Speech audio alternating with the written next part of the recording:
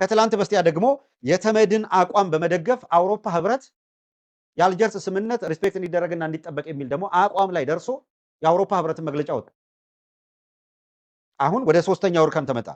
ዛሬ ደግሞ የአፍሪካ ህብረት መግለጫ ወጣና የአልጀርስ ስምምነት መከበር አለበት አለ። ተመልከቱ፣ ሶስቱም ነገር የተባበሩት መንግስታት፣ የአውሮፓ ህብረት፣ አፍሪካ ህብረትም እነዚህም ጨምረው የአልጀርስ ስምምነት በቃ ሁለቱም ሀገራት ይህንን ማክበር አለባቸው ምናምን ወዘተረፈ የሚል ማስጠንቀቂያ ወደ መስጠቱ ሄዱ። የአብይ አህመድ አንዴ ቀይ ባህር አንዴ አሰብ ምናምን ዘመቻ ምን ይዞለት ሊመጣ ነው? ጎቱ ዘ ፋክት ምን ሊፈጥር ነው የሚለውን እያያችሁት ነው አይደል? ስለዚህ በዛሬው ዕለት በርዕሰ ጉዳያችን ያነሳ ነው አፍሪካ ህብረት ውሳኔ አንጻር የሚነሳው የተባበሩት መንግስታት ውሳኔ የአውሮፓ ህብረትን ውሳኔ የኛም ውሳኔ ነው ብለው አጽድቀው የባድመን ጉዳይ ወይም በኢትዮጵያና በኤርትራ መካከል ያለው የድንበር ወሰን ስምምነት ጉዳይ በአልጀርስ ስምምነቱ ብቻ ነው መሄድ ያለበት የሚል ድምዳሜ ላይ ደረሱ። ሰው ዝም ብሎ ሲገፋበት እገፋለሁ ቢል ምን እንደሚመጣ ታውቃላችሁ። ለዛ ነው አንድ ሰሞን አሁን ትሰማላችሁ አለ ለምሳሌ አጀንዳው አለ ጠቅላላ ሆይታው ባለፉት ወራት ምን የሚል ነበር? ከግድቡ ወደ ወደቡ አይደለ? አሁን የሚል ታያለ። ከግድቡ ወደ ወደቡ የሚል መፈክር አለ። ሲንጫጫ የነበረው ጀነራል ምናምን ወደ ባህሩ ለመግባት ለመሄድ ተዘጋጁ ሲል የነበረ አሁን ይልሃል የለም። አሁን የሚጮህ የት መሰለ? የአማራ ፋኖን በሁሉም መስክ ደመስሳለሁ ብሎ እዛ ነው እየተራኮተ ያለው። አሁን የለም። ነግረናቸዋል። የአንድ ሰሞን ሆይታ ናት። ሶማሌ ሄዶ ከሶማሌላንድ ጋር ተፈራረምኩ ብሬኪንግ ኒውስ ምናምን አለ። የለም የዋሽታ። ከዛ በቱርክ ሄዶ ጉልበት ስሞ በቃ ትቼዋለሁ አለ። አንተ ወደ ባገኘው ብለህ ሲጨፍር የነበረ ካድሬ ኢትዮጵያን የምታክል ትልቅ ሀገር ፕሪቪል ምናምን እያለ የሚንኮታኮት የንኩቶ ስብስቡላ የዚህ የወንበዴ ሰው ያጫፋሪ ሆኖ በገዛ ሀገሩ ላይ የሚቆብር ስብስብ ነው። ዋናው ቁም ነገር ከግድቡ ወደ ወደቡ ሲባል የነበረው ጫጫታ አክትሞ አሁን ከግድቡ ወደ ጣና አርገውታል ማለት ነው። ከግድቡ ወደ ተከዜ አርገውታል ማለት ነው። ከግድቡ ወደ ጀማ ወንዝ አድርገውታል ማለት ነው።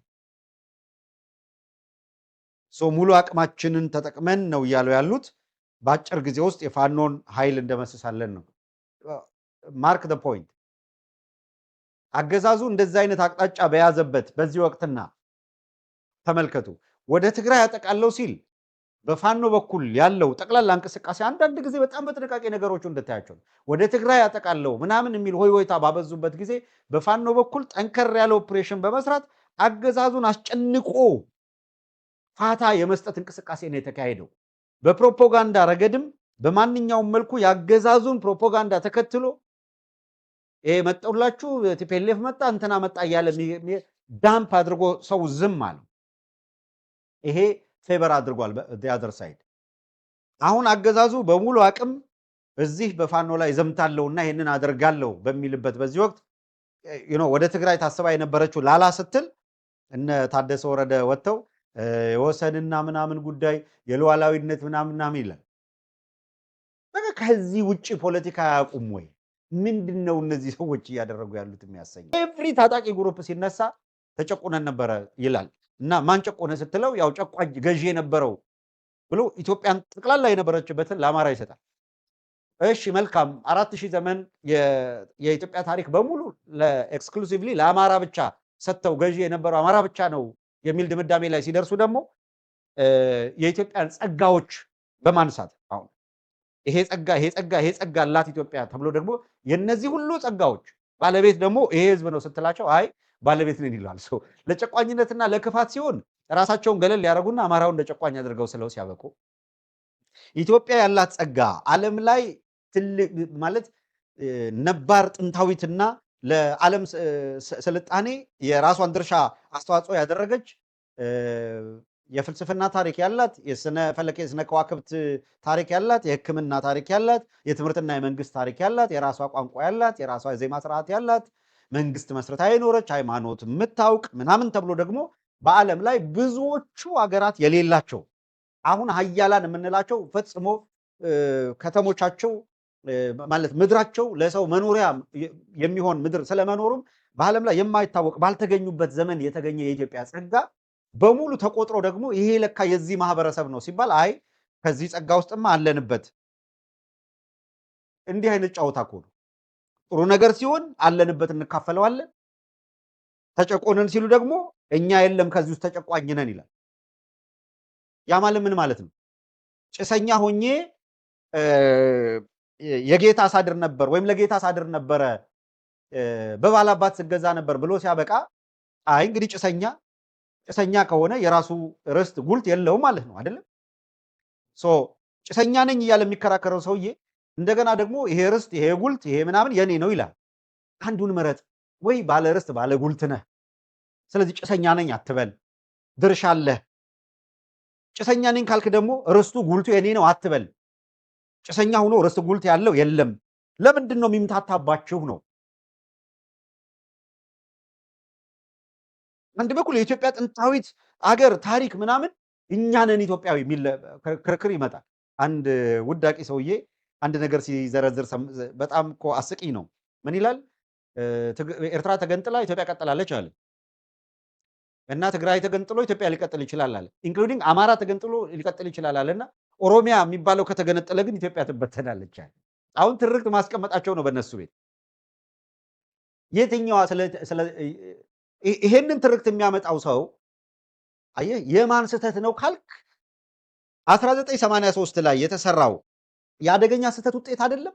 እስኪ የትግራይ የፖለቲካ ኃይሎች እዚህ ላይ አስተያየት ስጡ። አይደለም የዛ ውጤት አይደለም? ኦህዴድ እንደዚህ የሚያስፈነጨው አዲስ አበባን የሚያክል ከተማ ዙሪያውን አስከብቦ ለኦህዴድ መስጠት፣ ኦሮሚያ የሚል ክልል ውስጥ ማካተት በአዲስ አበባ ፓወር ያለውን የአማራውን ጉልበት ያሳንሳል የሚል ውዳቂ ስሌት ነው። እንዴት ያን ጊዜ የተሰራው ስህተት ያስከፈለውን ዋጋ ጠንቅቆ የሚያውቅ አካል እንዴት አሁን ተመሳሳይ ስህተት እሰራለሁ ይላል?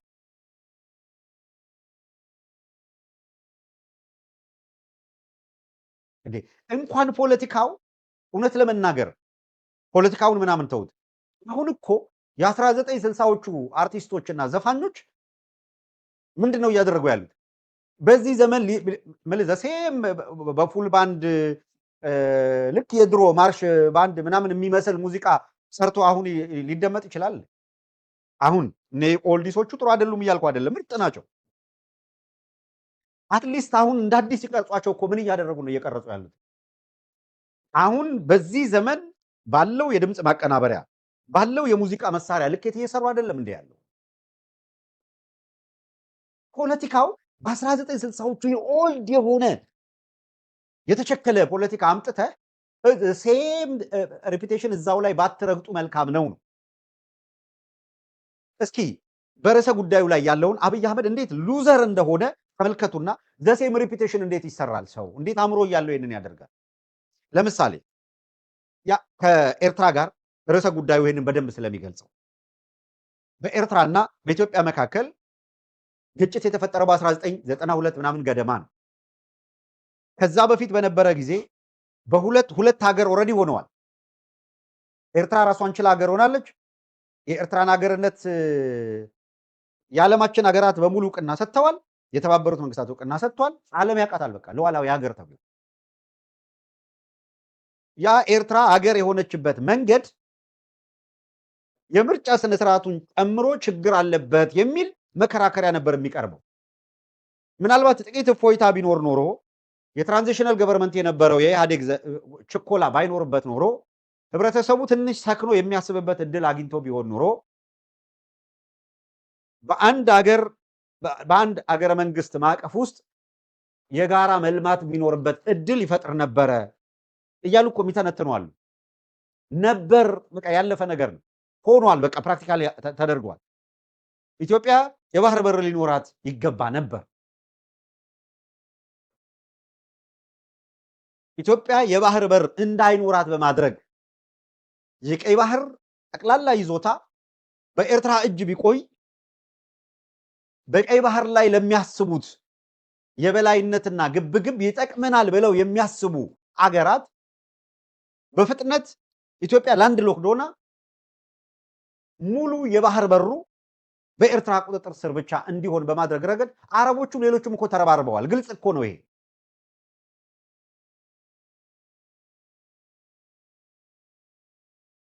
ከዛ በኋላ በጦርነት የምታመጣው ነገር ስለሌለ በሁለት ሁለት ሀገር ሆነዋል። በምን መርህ ላይ የተመሰረተ የአብሮነት ይኖራቸው የሚል የፖለቲካ መስመር ሊሰመር ሲገባ በሁለቱ አገራት መካከል ድንበር የለሽ ግንኙነቱ ቀጠለ። ያም ሆኖ ነገሮች በሂደት ወዳልተፈለገ አቅጣጫ ሄደው ጦርነት እስከጠሩበት ጊዜ ድረስ ሁለት ሀገር ነው ተብሎ ተሰምሮ እንኳን ቢሆን ኢትዮጵያውያን ኤርትራን እንዳገራቸው ፊሊንጉም የኔነቱም እንዳገራቸው ነው። ኤርትራውያን ኢትዮጵያን እንዳገራቸው ነው። የትኛውም ቦታ ላይ ኤርትራውያን በመላው ኢትዮጵያ ሰርተው ሀብት አፍርተው ምናምን የሚኖሩበት እድል አለ። ማንኛውም ኢትዮጵያዊ ደግሞ አስመራ እስከመረጠ ድረስ ምጽዋ እስከመረጠ ድረስ ይኖራል፣ ሀብት ያፈራል፣ ይዝናና፣ እንደፈለገ መሆን የሚችልበት ሁኔታ ነበረ። ይሄ የሁለት ሀገርነት በሁለት ሀገራት መካከል የሚደረግ ግንኙነት አይደለም። መርህ ያለው የሁለት ሀገራት ግንኙነት ይኑር የሚልና ከኢኮኖሚም ከብር አጠቃቀምም ከደህንነት ሁኔታዎችም ጋር ጥያቄ የሚያነሱ አካላት እየበረከቱ በሄደ ቁጥር በኢትዮጵያ በኩል የተወሰዱ እርምጃዎች የኤርትራን ድንገት ቅርቃር ውስጥ የሚከት ሆነ። ቅራኔዎች መጡ። ይሄ ቅራኔ በፖለቲካ አግባብ ባለው መንገድ ሊፈታ ስላልቻለ ነገርዬ ወደ ጦርነት አመራ። በዛን ጊዜ ህወሓት እኮ ከንፈሽፈሽ አጋጥሞት ለሁለት የተሰነጠቀበት ጊዜ ማለት ነው። አንድ ግሩፕ ከኤርትራ ጋር ወደ ጦርነት መግባትን አያዋጣም የሚልና ከጦርነት በመለስ ሊፈታ የሚችልበት በትዕግስት ወዘተረፈ ምናምን የሚል ቡድን ነበር። ሌላው ደግሞ የለም ዝም ብሎ አስመራ ሄዶ መንግስትም ቀይሮ መምጣት ይቻላልና ማክተም አለበት ይሄ እንቅስቃሴ የበላይነት መያዝ አለብን የሚልና መውጋት አለብን የሚል ነበር። ጦርነት ተጀመረ። ባጫ ደበሌ ያለውን እዚህ አልደግመውም መቼም። ስለ ጻድቃን ሲናገር የነበረውን በአጋጣሚ አሁን ጻድቃን ከባጫ ደበሌ ጋር ነው ያለው። ባጫ ደበሌ እሱ እኔ ነበርኩ ባለበት ግንባር ጻድቃን መጥቶ አመራር ሰጠ ይላል። ምንድን ነበር ሲል የነበረው? ኃይል ይመጣል፣ ይገባል፣ ይማገዳል፣ ያልቃል፣ ይመጣል፣ ይማገዳል፣ ያልቃል፣ ተጨፈጨፍን ይላል አይደለ ባጫ ደበሌ። እንደዛ አይነት ከባድ ስህተት አሁን ነው ፎቶዎች እየወጡ ያሉት። ጻድቃን ሲመራው በነበረው ግንባር የደረሰውን ውድመት በግብታዊነት እየዘለለ ይሄ በተለይ በገፍ የሄደ ከአዲስ አበባ የተለቀመ ወጣት መሙሉ የፈንጅ መጫወቻ ነው የሆነው። ምን አተረፈ? ሁለቱም በኤርትራ በኩልም የገጠመው ነገር የምታውቁት። አሁን ሄዶ እንደገና ከዛ በኋላ ለ20 ዓመት ኖ ፒስ ኖ ዋር የሚል ፖሊሲ ተቀምጦ ኢትዮጵያን በርካታ ሰራዊት ድንበር ጋር አስቀምጣ ኤርትራም በሳንክሽን ብዛት የመጨረሻዋ ደሃ ሀገር ሆና ወጣቶች ማለት ዜጎቿ አብዛኛው ተሰዶ መከራ ውስጥ የቆየች ሀገር ሆነ።